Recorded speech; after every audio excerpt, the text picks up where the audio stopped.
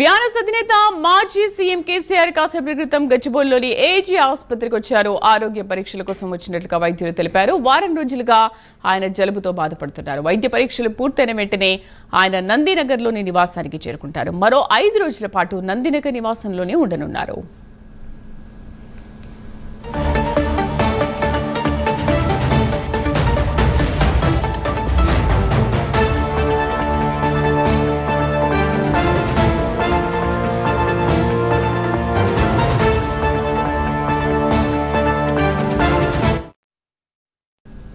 BRS అధినేత మాజీ CM KCR కాసేపటి క్రితం గచ్చిబౌలిలోని ఏజీ ఆసుపత్రికి వెళ్లారు.